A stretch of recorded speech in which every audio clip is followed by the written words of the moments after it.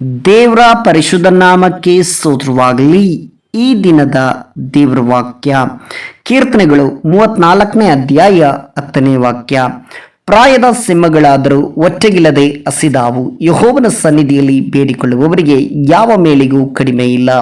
ಹೌದು ಪ್ರಿಯ ದೇವರ ಮಕ್ಕಳೇ, ಇವತ್ತಿನ ದೇವರ ವಾಕ್ಯದಲ್ಲಿ ನಾವು ಗಮನಿಸುತ್ತಿದ್ದೇವೆ.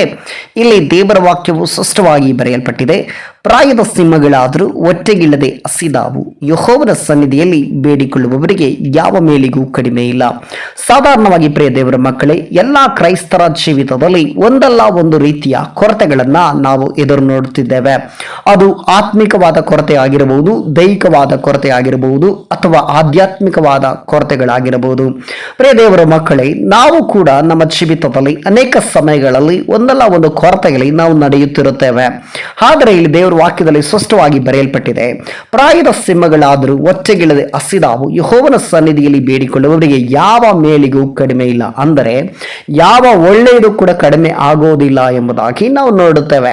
ಪ್ರಿಯರೇ, ನಮ್ಮ ಜೀವಿತದಲ್ಲಿ ನಾವು ಸಾಮಾನ್ಯವಾಗಿ ಆಲೋಚನೆ ಮಾಡುವುದು ಏನೆಂಬುದಾಗಿ ನಾವು ಗಮನಿಸೋದಾದ್ರೆ, ನಾನು ಪ್ರಾರ್ಥನೆ ಮಾಡದೆ ಅನೇಕರಿಗೆ ಅದ್ಭುತಗಳು ನಡೆಯಿತು, ನಾನು ಪ್ರಾರ್ಥನೆ ಮಾಡದೆ ಅನೇಕರು ಸೌಖ್ಯ ಹೊಂದಿದರು, ನಾನು ಪ್ರವಾದನೆ ಹೇಳಿದೆ ಅವರ ಜೀವಿತದಲ್ಲಿ ಅದು ಹಾಗೆ ನಡೆಯಿತು, ಆದರೆ ನನ್ನ ಜೀವಿತದಲ್ಲಿ ಮಾತ್ರ ಯಾಕೋ ಆಗುತ್ತಿಲ್ಲವಲ್ಲ, ಯಾಕೋ ನನ್ನ ಜೀವಿತದಲ್ಲಿ ಒಂದು ಮಾರ್ಪಾಡು ಆಗುತ್ತಿಲ್ಲ.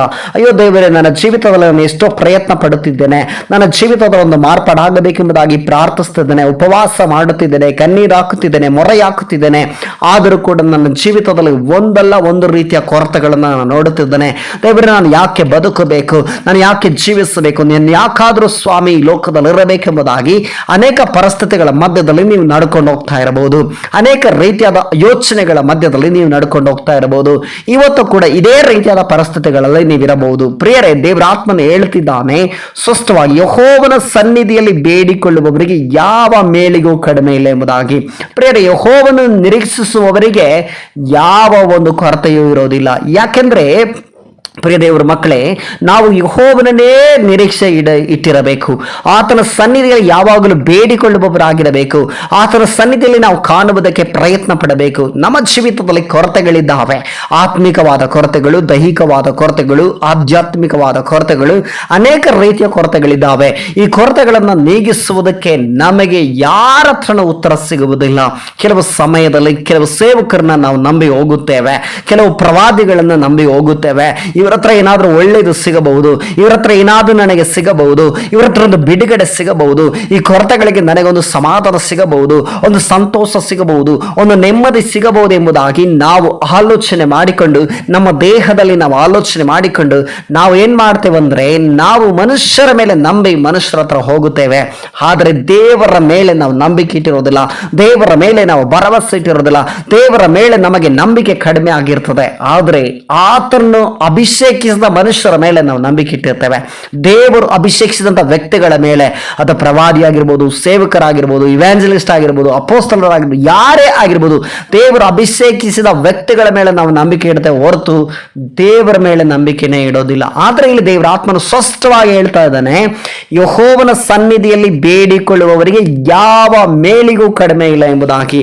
ಪ್ರಿಯ ದೇವರ ಮಕ್ಕಳೇ, ನಾವು ದೇವರ ಸನ್ನಿಧಿಯಲ್ಲಿ ಬೇಡಿಕೊಳ್ಳುವಾಗ ನೀವು ಇವತ್ತು ಯಾವ ಪರಿಸ್ಥಿತಿಯಲ್ಲಿ ಇದ್ರೂ ಸರಿಯೇ, ಯಾವ ಒಂದು ಕೊರತೆಯಲ್ಲಿದ್ರೂ ಸರಿಯೇ, ಅದು ಆತ್ಮಿಕವಾದ ಕೊರತೆ ಆಗಿರಬಹುದು, ಅಥವಾ ಒಂದು ಆಧ್ಯಾತ್ಮಿಕ ಕೊರತೆ ಆಗಿರಬಹುದು, ದೈಹಿಕವಾದ ಕೊರತೆ ಆಗಿರಬಹುದು, ಅದು ಯಾವುದೇ ರೀತಿ ಕೊರತೆಗಳಾಗಿರಬಹುದು, ನೀವು ಇವತ್ತು ದೇವರ ಸನ್ನಿಧಿಯಲ್ಲಿ ಕೂತ್ಕೊಂಡು, ದೇವರೇ ನನ್ನ ಕೊರತೆಗಳನ್ನು ನೀಗಿಸಪ್ಪ, ನನ್ನ ಜೀವಿತದಲ್ಲಿ ಇಂಥ ಕೊರತೆ ಇದೆ ಸ್ವಾಮಿ, ನಾನು ಎಷ್ಟೋ ಪ್ರಾರ್ಥನೆ ಮಾಡಿದೆ, ನನ್ನ ಜೀವಿತದಲ್ಲಿ ಉದ್ಧಾರವಾಗಲಿಲ್ಲ, ನಾನು ಎಷ್ಟೋ ಗೋಳ ಆಡಿದೆ, ನನ್ನ ಜೀವಿತ ಬದಲಾವಣೆ ಆಗಲಿಲ್ಲ, ನಾನು ಕಣ್ಣೀರು ಹಾಕಿದೆ, ನನ್ನ ಪರಿಸ್ಥಿತಿಗಳು ಬದಲಾವಣೆ ಆಗಲಿಲ್ಲ, ದೇವರೇ ಇಗೋ ಸ್ವಾಮಿ, ನಾನು ಎಷ್ಟೋ ಜನರಿಗೆ ಪ್ರವಾದನೆ ಮಾಡಿದೆ, ಅವರ ಜೀವಿತ ಮಾರ್ಪಾಡಾಯಿತು, ನಾನು ಎಷ್ಟೋ ಜನರಿಗೆ ಪ್ರಾರ್ಥನೆ ಮಾಡಿದೆ, ಅವರ ಒಂದು ಜೀವಿತದಲ್ಲಿ ಒಂದು ಬದಲಾವಣೆಯನ್ನು ನಾನು ನೋಡಿದೆ ಸ್ವಾಮಿ, ಅದರ ಸಾಕ್ಷಿಯಾಗಿ ಕೂಡ ನಾನು ಕೇಳಿದ್ದೇನೆ, ಆದರೆ ನನ್ನ ಜೀವಿತದಲ್ಲಿ ಒಂದು ಒಳ್ಳೆಯದು ನಡೆಯಲಿಲ್ಲ, ಒಂದು ಒಳ್ಳೆಯದು ಆಗಲಿಲ್ಲ, ಒಂದು ಒಳ್ಳೆಯದು ನನ್ನ ಜೀವಿತದಲ್ಲಿ ನಾನು ನೋಡ್ಲಿಕ್ಕೆ ಆಗಲಿಲ್ಲ. ಅಯ್ಯೋ ದೇವರೇ, ನಾನು ಇರುವುದಕ್ಕಿಂತ ಸಾಯುವುದೇ ಲೇಸು ಎಂಬುದಾಗಿ ನೀವು ಒಂದು ವೇಳೆ ಅಂದುಕೊಳ್ಳುತ್ತಾ ಇದೀಯಾ?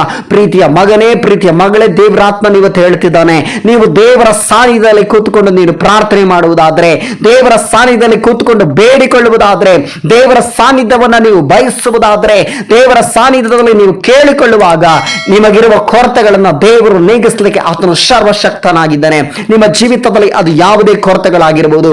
ಒಂದು ವೇಳೆ ಹಣಕಾಸಿನ ಕೊರತೆ, ಆರೋಗ್ಯದಲ್ಲಿ ಕೊರತೆ, ಅಥವಾ ಯಾವುದೋ ಒಂದು ಲೋಕದ ವಿಚಾರದಲ್ಲಿ ಏರುಪೇರುಗಳು, ಅಥವಾ ನಿಮ್ಮ ಆತ್ಮಿಕ ಜೀವಿತದಲ್ಲಿ ಕೊರತೆಗಳು, ಪ್ರಾರ್ಥನೆ ಮಾಡ್ಲಿಕ್ಕೆ ಆಗಲಾರದ ಪರಿಸ್ಥಿತಿಗಳು, ಅಥವಾ ಯಾವುದೇ ಆಗಿರಬಹುದು ಪ್ರಿಯರೇ, ಈ ಲೋಕದಲ್ಲಿರುವ ಯಾವ ಕೊರತೆಗಳಾಗಿರಲಿ, ಅದು ಆಧ್ಯಾತ್ಮಿಕವಾಗಿರಬಹುದು, ಆತ್ಮಿಕವಾಗಿರಬಹುದು, ದೈಹಿಕವಾಗಿರಬಹುದು, ಮಾನಸಿಕವಾಗಿರಬಹುದು, ಎಲ್ಲ ಕೊರತೆಗಳನ್ನು ನೀಗಿಸುವುದಕ್ಕೆ ನನ್ನ ಕರ್ತನು ಶಕ್ತನಾಗಿದ್ದಾನೆ ಎಂಬುದಾಗಿ ನೀವು ನಂಬಿ ದೇವರ ಸಾನ್ನಿಧ್ಯದಲ್ಲಿ ಇದು ಕೂತುಕೊಳ್ಳುವುದಾದ್ರೆ, ಇವತ್ತಿನ ದಿನದಲ್ಲಿ ನಿಮ್ಮ ಕೊರತೆಗಳನ್ನು ದೇವರು ಮಾರ್ಪಡಿಸಲಿಕ್ಕೆ ಆತನು ಸರ್ವಶಕ್ತನಾಗಿದ್ದಾನೆ. ಈ ವಾಕ್ಯದೊಟ್ಟಿಗೆ ದೇವರು ತಾನೇ ನಿಮ್ಮೆಲ್ಲರನ್ನು ಆಶೀರ್ವಾದ ಮಾಡಲಿ. ಯೇಸುವಿನ ನಾಮದಲ್ಲಿ ಪ್ರಾರ್ಥಿಸೋಣ. ಸರ್ವಶಕ್ತನು ಮಹಾಪರಿಶುದ್ಧನು ಆದ ತಂದೆಯಾದ ದೇವರೇ, ಈ ದಿನಕ್ಕಾಗಿ ಸ್ತೋತ್ರ ಅಪ್ಪ. ಈ ದಿನದಲ್ಲಿ ಸ್ವಾಮಿ ವಾಕ್ಯವನ್ನ ಕೇಳುತ್ತಿರುವಂತ ನಿನ್ನ ಮುದ್ದು ಮಕ್ಕಳನ್ನ ಆಶೀರ್ವಾದ ಮಾಡ್ರಿ. ಈ ವಾಕ್ಯವನ್ನ ಯಾರೆಲ್ಲ ಕೇಳುತ್ತಿದ್ದಾರೋ ಸ್ವಾಮಿ ಕರ್ತನೆ, ಅವರೆಲ್ಲರ ಜೀವಿತದಲ್ಲಿ ಕರ್ತನೆ ಯಾವ ಕೊರತೆಗಳಿದೆ ನನಗೆ ಗೊತ್ತಿಲ್ಲ ಸ್ವಾಮಿ. ಆತ್ಮಿಕವಾದ ಕೊರತೆಗಳು, ದೈಹಿಕವಾದ ಕೊರತೆಗಳು, ಮಾನಸಿಕವಾದ ಕೊರತೆಗಳು, ಆಧ್ಯಾತ್ಮಿಕವಾದ ಕೊರತೆಗಳು ಸ್ವಾಮಿ ದೇವರೇ, ಮಾನಸಿಕ ಕೊರತೆಗಳು, ಇಂಥ ಕೊರತೆಗಳಲ್ಲಿ ದೇವರೇ ಅವರಿರುವುದಾದರೆ ಸ್ವಾಮಿ ಅವರೆಲ್ಲರನ್ನು ಸ್ವಾಮಿ ನಿನ್ನ ಸಾನ್ನಿಧ್ಯದಲ್ಲಿ ಬೇಡಿಕೊಳ್ಳುವಾಗ, ದೇವರಾತ್ಮನೆ ಈ ಪ್ರಾರ್ಥನೆಯನ್ನು ಕೇಳುವಾಗ, ಈ ವಾಕ್ಯವನ್ನು ಕೇಳುವಾಗಲೇ ಆ ಕೊರತೆಗಳಿಂದ ದೇವರೇ ನೀನು ಬಿಡುಗಡೆಯನ್ನು ಅನುಗ್ರಹ ಮಾಡಬೇಕಾಗಿ ನಾನು ಪ್ರಾರ್ಥಿಸ್ತೇನೆ ಸ್ವಾಮಿ. ಹೌದು ದೇವರೇ, ಇವತ್ತಿನ ವಾಕ್ಯದ ಮುಖಾಂತರ ಸ್ವಾಮಿ ಪ್ರಾಯದ ಸಿಂಹಗಳಾದರೂ ಹೊಟ್ಟೆಗಿಳದೆ ಹಸಿದಾವು, ಯೆಹೋವನ ಸನ್ನಿಧಿಯಲ್ಲಿ ಬೇಡಿಕೊಳ್ಳುವವರಿಗೆ ಯಾವ ಮೇಲಿಗೂ ಕಡಿಮೆ ಇಲ್ಲ ಎಂಬ ವಾಕ್ಯದ ಮುಖಾಂತರ ನಮ್ಮೊಟ್ಟಿಗೆ ಮಾತನಾಡಿದ ನಿನ್ನ ಮಹಾಕೃಪೆಗಾಗಿ ನಿನಗೆ ಸ್ತೋತ್ರ ಸಲ್ಲಿಸ್ತೇವೆ. ಈ ವಾಕ್ಯದ ಮುಖಾಂತರ ಅನೇಕ ಜನರ ಕೊರತೆಗಳನ್ನು ನೀಗಿಸಿದ್ದಕ್ಕಾಗಿ ಸ್ತೋತ್ರ ಸಲ್ಲಿಸ್ತೇನೆ ಸ್ವಾಮಿ. ಇವತ್ತು ಈ ವಾಕ್ಯವನ್ನ ಯಾರೆಲ್ಲ ಕೇಳ್ತಿದ್ದಾರೋ ಸ್ವಾಮಿ ಅವರ ಜೀವಿತದಲ್ಲಿರುವ ಎಲ್ಲ ಕೊರತೆಗಳನ್ನು ನೀಗಿಸುವುದಕ್ಕಾಗಿ ನಿನಗೆ ಸ್ತೋತ್ರ ಮಹಿಮೆಯನ್ನು ಸಲ್ಲಿಸುತ್ತಾ ಯೇಸು ಕ್ರಿಸ್ತನ ಅಧಿಕಾರವುಳ್ಳ ನಾಮದಲ್ಲಿ ಪ್ರಾರ್ಥಿಸ್ತೇನೆ ತಂದೆಯ ದೇವರೇ. ಆಮೇನ್, ಆಮೇನ್, ಆಮೇನ್. ದೇವರು ನಿಮ್ಮನ್ನು ಆಶೀರ್ವದಿಸಲಿ.